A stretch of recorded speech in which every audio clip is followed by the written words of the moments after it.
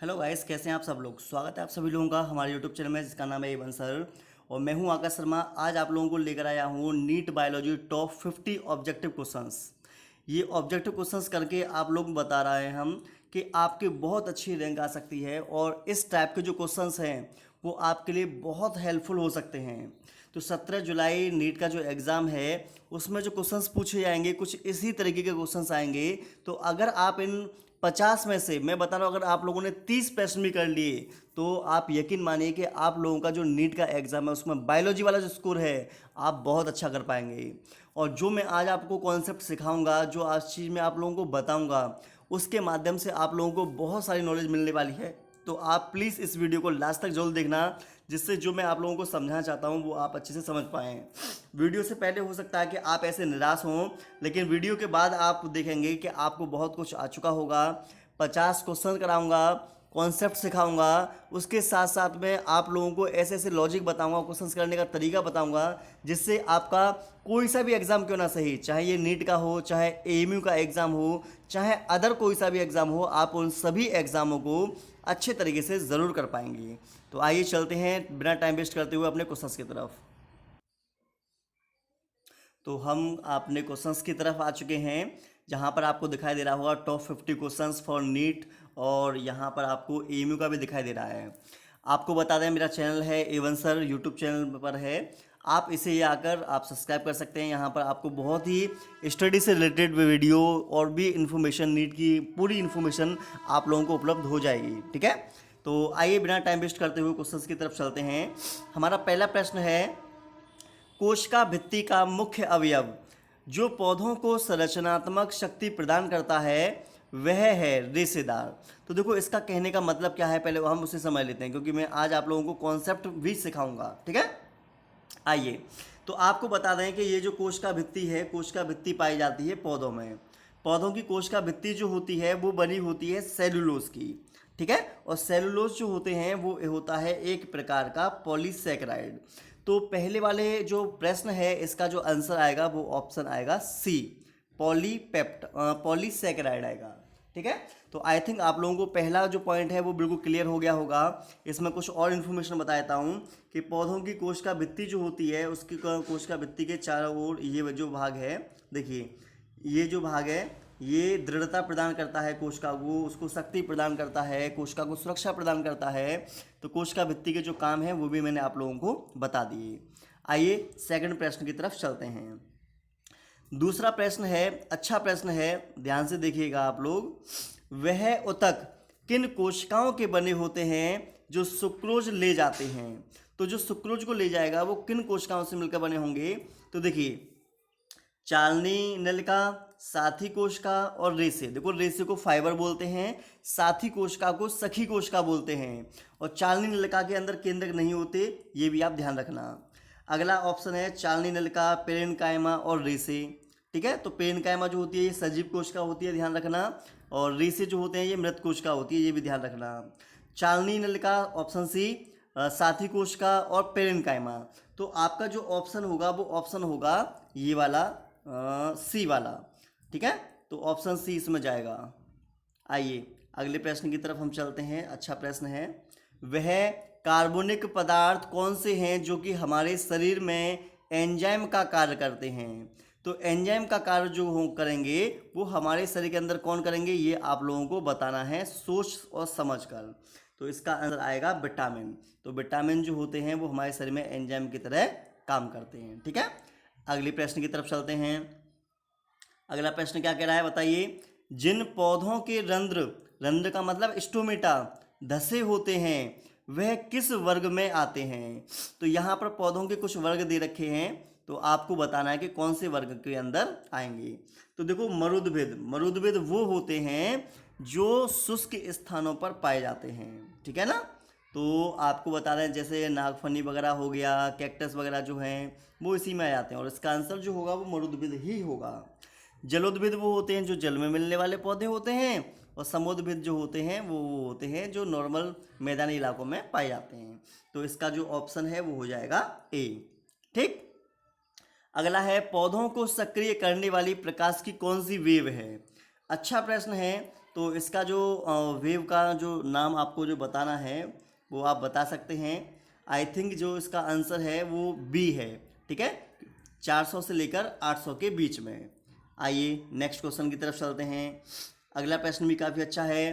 टिड्डे के मध्य आंत में पाचन तंत्र में कितनी जोड़ी लंबवत ग्रंथियां होती हैं?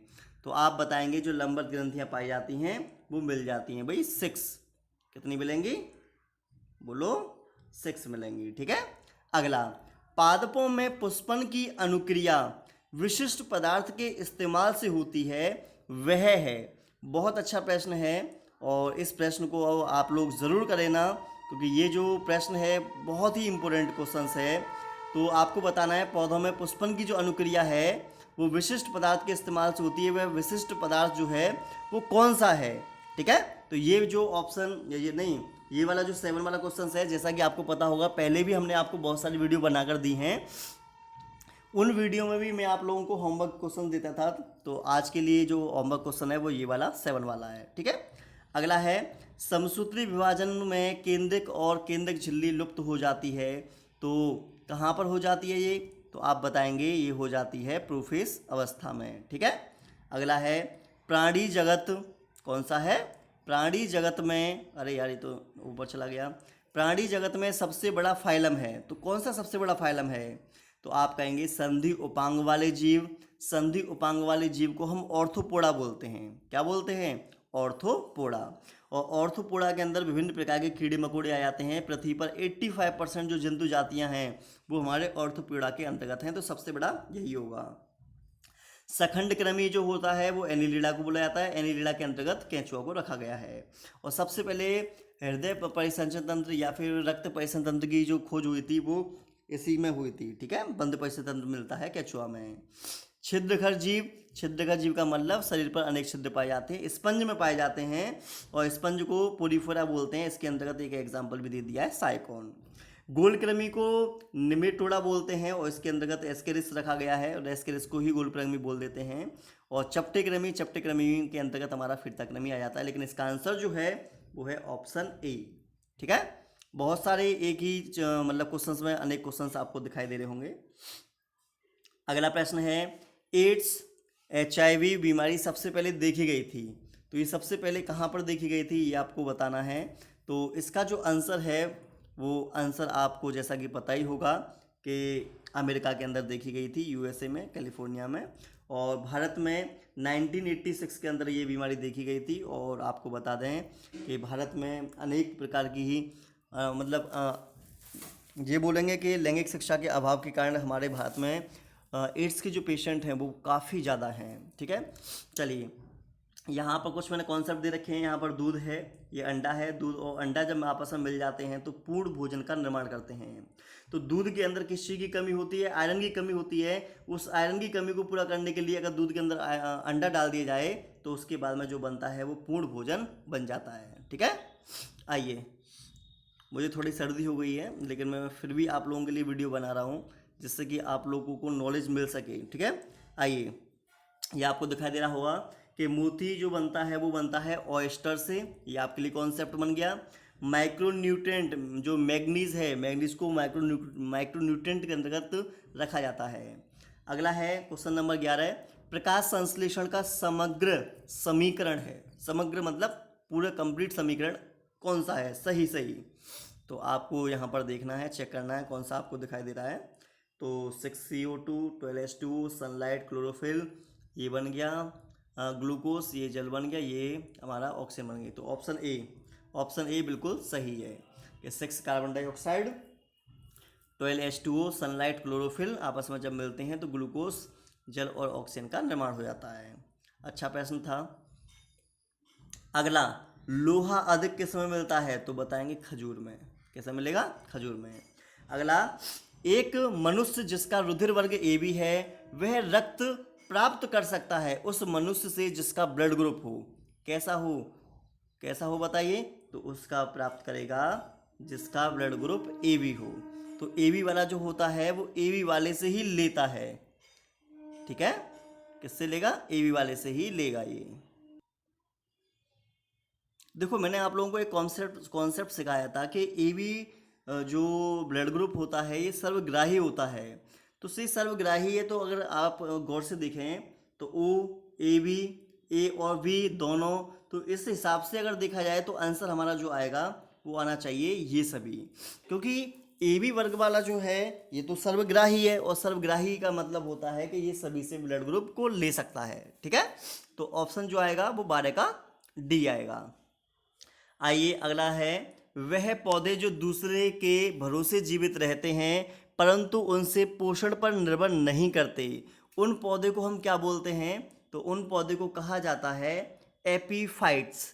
एपीफाइट्स का मतलब कि ये सिर्फ रहने के लिए दूसरे पर निर्भर रहते हैं, बाकी का पोषण वगैरह ये उससे कुछ भी नहीं लेते हैं। ठीक है, जैसे आम के पौधे पर, आम की डाली पर आर्किड का पौधा उगाता है। चलिए ये हो गया आपका। अगला है, हमारे शरीर में कुल लोहे का कितना प्रतिशत रक्त वर्णिका में पाया जाता है? ठीक है, ये अच्छा प्रश्न है। इस प्रश्न का जो आंसर है वो आप लोगों को खुद से देना है 14वें का।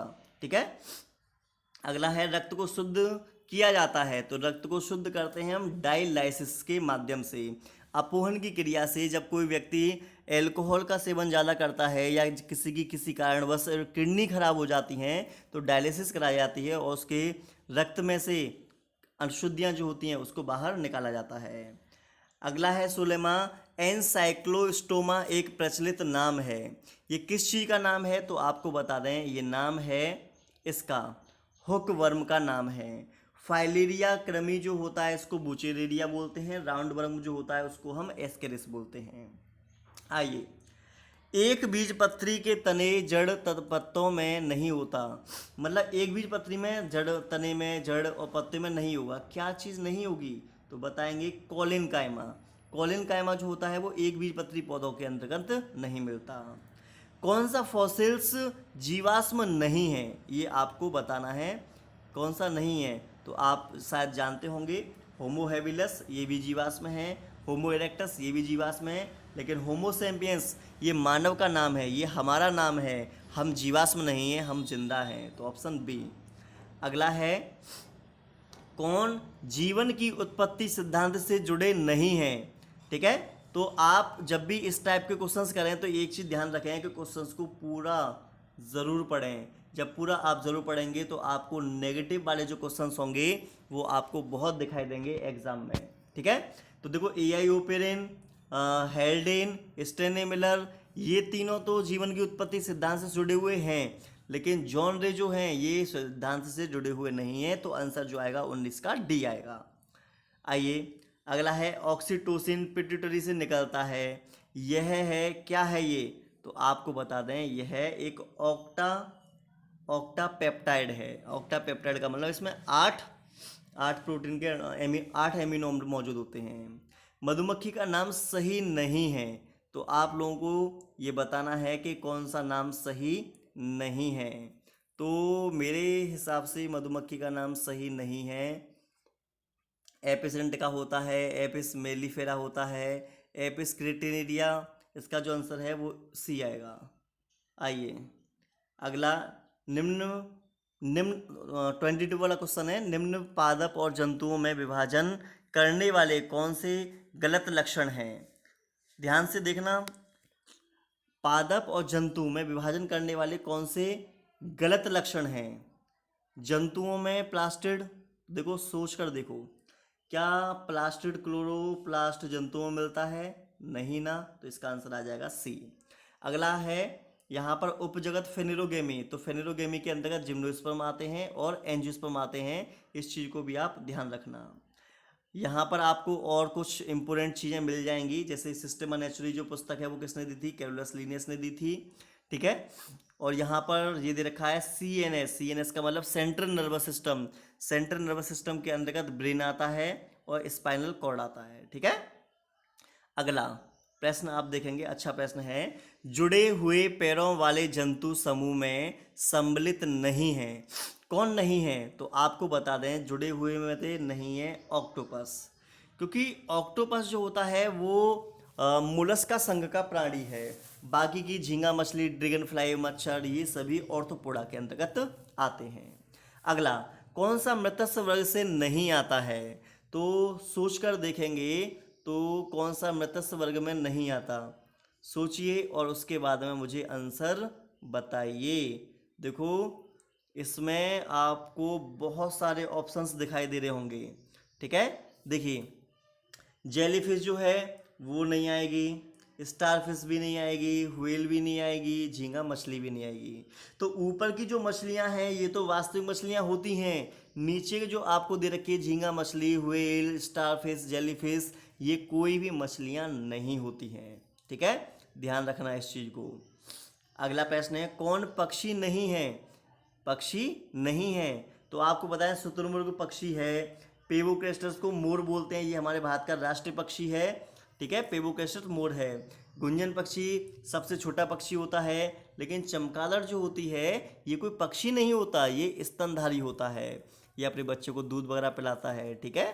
तो ये चमगादड़ पक्षी नहीं होता, आंसर जाएगा डी।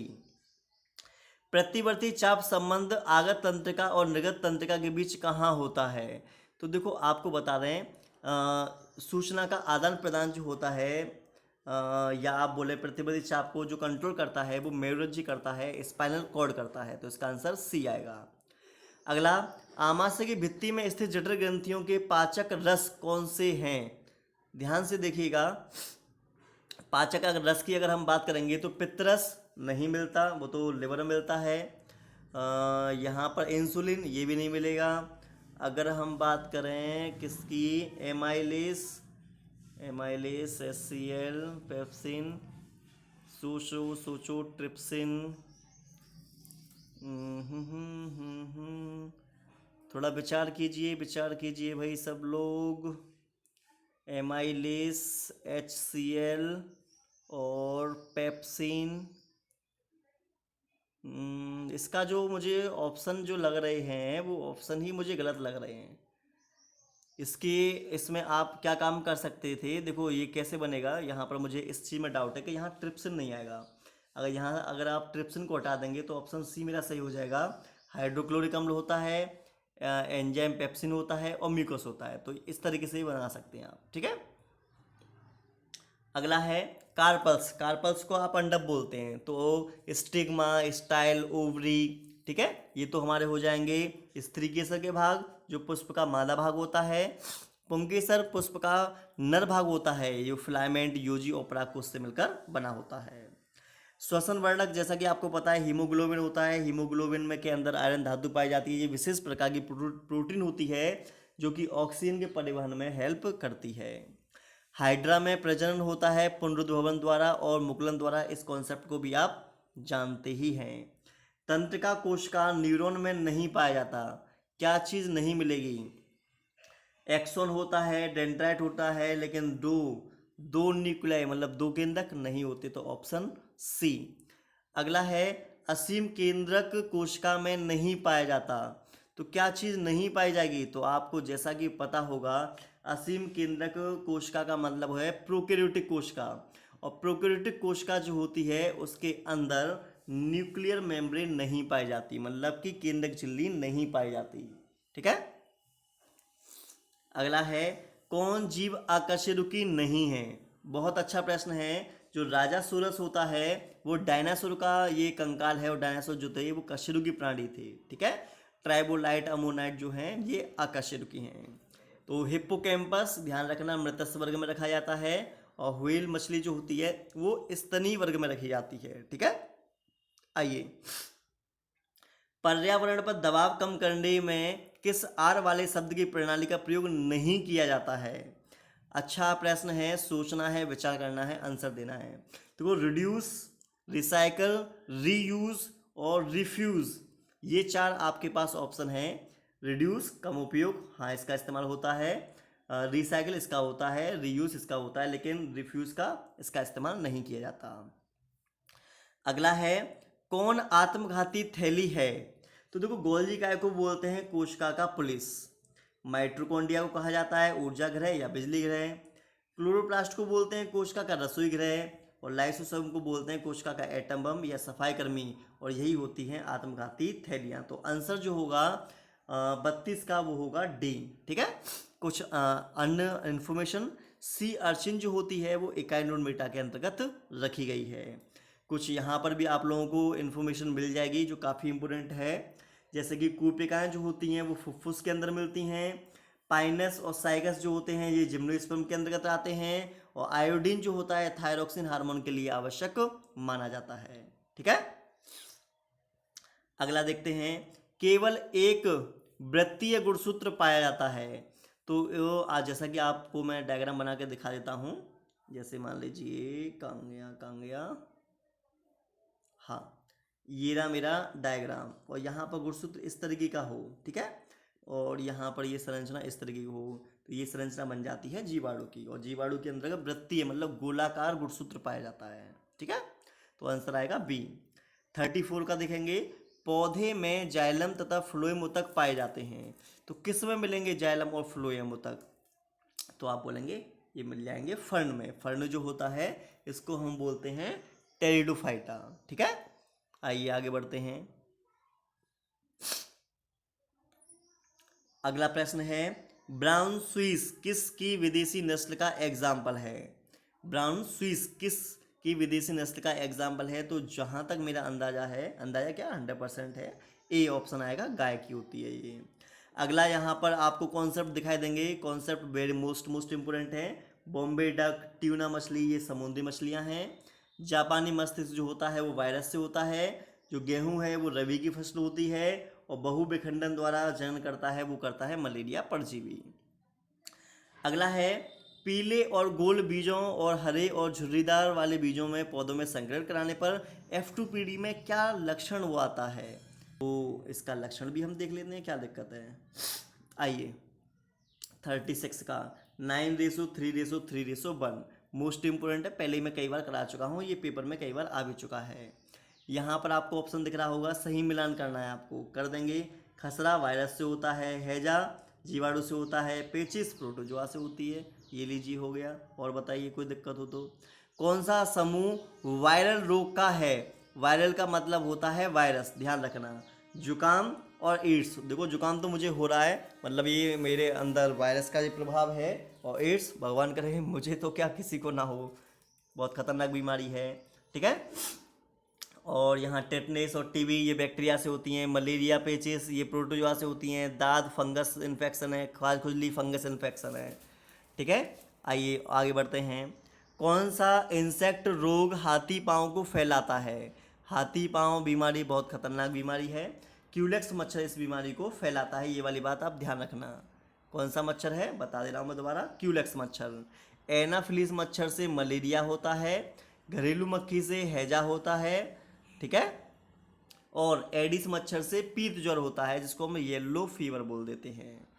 समतापी जंतुओं का समूह है, कौन सा समूह ऐसा है जो समतापी है? तो देखो व्हेल, कबूतर, चमगादड़ ये तीनों ही जो हैं ये समतापी हैं। ठीक है, बाकी की जो है ये सब असमतापी हैं। एनिलिडा और मोलस्का के बीच की संयोजक कड़ी किसे बोला जाता है? अच्छा प्रश्न है, बहुत बढ़िया प्रश्न है ये वाला, तो सोचना है, विचार करना है। एनिलिडा और मोलस्का इन दोनों के बीच की जो संयोजक कड़ी है वो कौन सी है, ये आपको बताना है। तो इसका आंसर आएगा नियोपिलीना। ठीक है, वायरस सजीव और निर्जीव के बीच की संयोजक कड़ी, यूग्लिना पादप और जंतु के बीच की संयोजक कड़ी। ठीक है, पेरिपेट्स जो होती है ये भी एनिलिडा और ऑर्थोपोडा के बीच की संयोजक कड़ी मानी जाती है, लेकिन इसका आंसर जो आएगा वो बी आएगा। निम्न में से कौन सतह से भोजन तालाब से लेती है? तो तालाब से जो भोजन लेगी जो सतह भाग से, वो मृगल लेती है। रानीखेत रोग से प्रभावित होते हैं, तो रानीखेत बीमारी से जो प्रभावित होते हैं वो होते हैं पोल्ट्री। पोल्ट्री मतलब मुर्गी पालन, मुर्गी पालन मतलब मुर्गियां प्रभावित होती हैं। इनमें से कौन सा सूक्ष्म पोषक है? सूक्ष्म पोषक जो है वो कौन सा है? तो आपको बता दें वो है जिंक। बाकी के जो हैं वो दीर्घ पोषक हैं। नर्वस सिस्टम के अंतर्गत आता है, कौन सा नर्वस सिस्टम के अंतर्गत आएगा? मस्तिष्क, मेरुरज्जु, नर्वस, और या आंसर आएगा ये सभी। तो आप ध्यान रखना कि जब कभी भी प्रश्न में आपको ये सभी दिखाई दे जाए तो 95% चांस है कि आपका आंसर जो होगा वो ये सभी वाला होगा। ठीक है, चलिए अगले प्रश्न की तरफ चलते हैं। रुधिर और वसा के अंतर्गत आता है, तो रुधिर और वसा जो होती हैं ये संयोजी ऊतक के अंतर्गत आती हैं, ये ध्यान रखिएगा। अगला प्रश्न मोस्ट इंपोर्टेंट है, ये पेपर में सबसे ज़्यादा पूछा जा रहा है आजकल। पहला है suicide bag of the cell किसे बोलते हैं? तो बोलते हैं लाइसोसोम को, ठीक है। किसे बोलेंगे? लाइसोसोम को। Power house of the cell बोलेंगे माइटोकॉन्ड्रिया को। Protein factory of the cell बोलेंगे राइबोसोम को। किचन ऑफ द सेल बोलेंगे क्लोरोप्लास्ट को। और circulatory system of the cell बोलेंगे एंडोप्लाज्मिक रेटिकुलम को, ठीक है।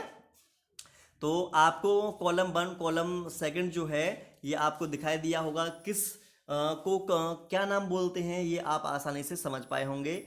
और मैं कह रहा हूँ इन जितने भी मैंने 50 क्वेश्चंस दिए हैं, इन 50 के 50 क्वेश्चंस को आप अच्छे तरीके से करके जरूर जाना।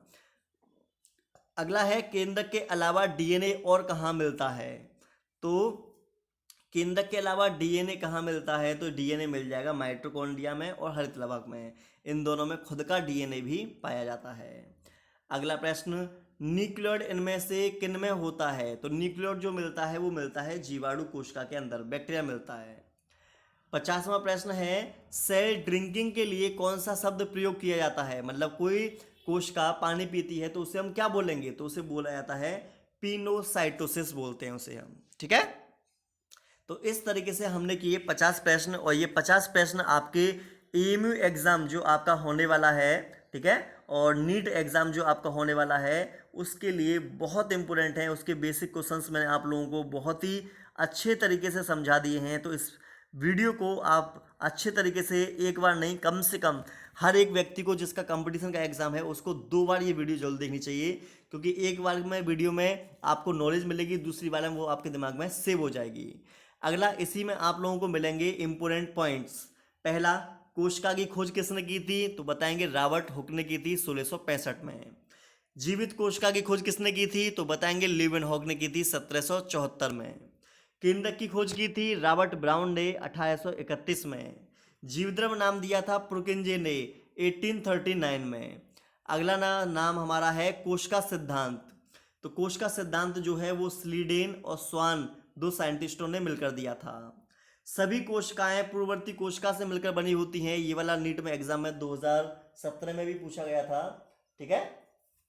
सभी कोशिकाएं पूर्ववर्ती कोशिका से मिलकर बनी होती हैं, बिरचू ने दिया था 1855 में। गोल्जी काय की खोज कैमिलो गोल्जी ने की थी। ब्लैक रिएक्शन कैमिलो गोल्जी द्वारा की गई थी। AgNO3 तंत्रिका कोशिका पर इन्होंने अपना कुछ एक्सपेरिमेंट वगैरह किया था।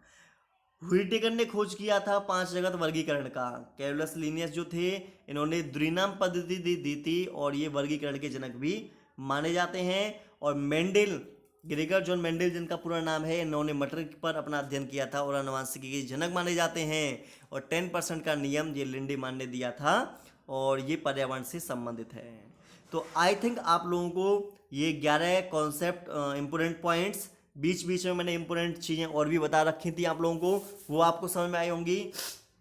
और बायोलॉजी के मैंने आप लोगों को 50 क्वेश्चंस कराए हैं। ये 50 क्वेश्चंस आप लोगों को बता दें कि आप चेक करके देखिएगा शुरुआत से कि आपको खुद से कितने आते थे, ठीक है। क्योंकि आपको बता दें कि नीट का एग्जाम हो या एएमयू का एग्जाम हो, वो एनसीईआरटी पर डिपेंड है। और ये जो क्वेश्चंस हैं मैंने एनसीईआरटी से ही बनाए हैं, एनसीईआरटी से ही मैंने तैयार किए हैं।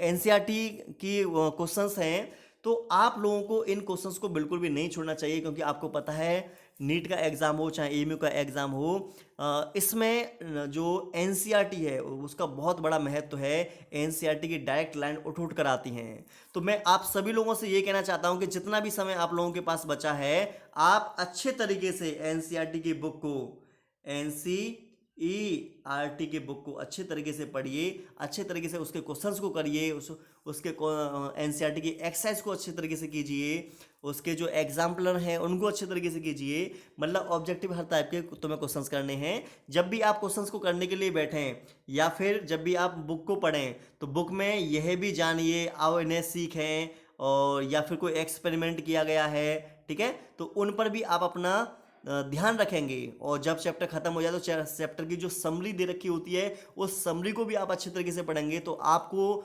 बहुत सारे क्वेश्चंस वहाँ से देखने को जरूर मिल जाएंगे। यहाँ पर मैं कुछ एक्स्ट्रा इन्फॉर्मेशन और आप लोगों को बता देता हूँ कि जब भी आप किसी भी प्रश्न को करें तो प्रश्न में करने से पहले आपको पहला पॉइंट ये ध्यान रखना है कि क्वेश्चंस को अच्छे तरीके से पूरा ही आप लोगों को पढ़ना है। पूरा जब आप पढ़ेंगे तो ये देखना कि उसमें नोट का मतलब नहीं वाले क्वेश्चंस, नेगेटिव वाले क्वेश्चंस जो होंगे वो सबसे ज़्यादा देखने को मिलेंगे। तो आप ध्यान से पूरे प्रश्न को इस तरीके से पढ़ना कि जो नहीं, अभाव, असत्य, गलत ऐसे शब्द जो हैं उनको आपको पकड़ना है, उसके हिसाब से आपको जवाब देना है। क्वेश्चंस की जो भाषा है वो आपको कंफ्यूज करने वाली हो सकती है, तो क्वेश्चंस की भाषा को आप अच्छे तरीके से समझते हुए जब आप प्रश्न का आंसर देना, ठीक है। और अगर किसी प्रश्न में आप लोगों को ए और बी दोनों, या फिर ये दोनों, या फिर ये सभी, अगर इस तरीके के प्रश्न आपको दिखाई दें और आप उसमें ये चेक करना चाहते हैं, जैसे मतलब कि आपको लगता है कि मतलब कि मैं कौन सा टिक मारूं, तो कोशिश करना कि इसको टिक मारने की, क्योंकि आपको बता दें ये सभी और ये दोनों इस टाइप के अगर कोई क्वेश्चंस अगर आपके पेपर में आते हैं तो उसका आंसर जो होता है वो 90% से ज़्यादा चांसेस होते हैं कि वही उसका आंसर होता है, ठीक है। उसके साथ साथ में आपको क्या काम करना है कि हमारे यूट्यूब पर आपको प्लेलिस्ट मिल जाएगी, उस प्लेलिस्ट में जाकर स्टूडेंट टिप्स और पढ़ाई की रणनीति, पढ़ाई करने का तरीका और नीट एग्ज़ाम की किस तरीके से तैयारी करनी है, वो सारी वीडियोस आप लोगों को मिल जाएंगी। तो आप अपने हिसाब से ये चेक करना कि आपको किस वीडियो की आवश्यकता है, क्योंकि अगर फास्ट रिवीजन करना है तो वो कैसे करना है, ब्रेन को बूस्ट करना है तो उसे हमें कैसे करना है, MCQ सॉल्व करना है तो वो कैसे करना है। तो बहुत सारी मतलब कि इन्फॉर्मेशन जो है उस वीडियो के माध्यम से मिल जाएगी, तो जाइए और उस वीडियो को आप ज़रूर देख लीजिए। आप लोगों को ये वीडियो कैसी लगी आप हमें कमेंट करके बता सकते हैं। अगर आप लोगों ने वीडियो लाइक नहीं की तो लाइक कर सकते हैं, कमेंट कर सकते हैं और इस वीडियो को अपने दोस्तों में शेयर भी कर सकते हैं। और आपको एक चीज़ का विशेष ध्यान रखना है कि जितनी भी हमारी वीडियोस आती हैं, डेली वीडियो मिलती हैं, आप डेली आया करो, डेली नॉलेज लिया करो, जिससे कि आपका भविष्य सुधर सके। और दूसरी चीज़ ये है, कॉलेज आप लोगों के खुल चुके हैं तो आप कोशिश करें कि ज़्यादा से ज़्यादा लोगों तक हमारे चैनल को शेयर करें, जिससे कि और लोगों को भी ये इन्फॉर्मेशन मिल सके। आइए चलिए अब हम चलते हैं नेक्स्ट वीडियो आप लोगों के लिए लेकर आएंगे। अभी के लिए इतना काफ़ी है, बस टाटा बाय बाय एंड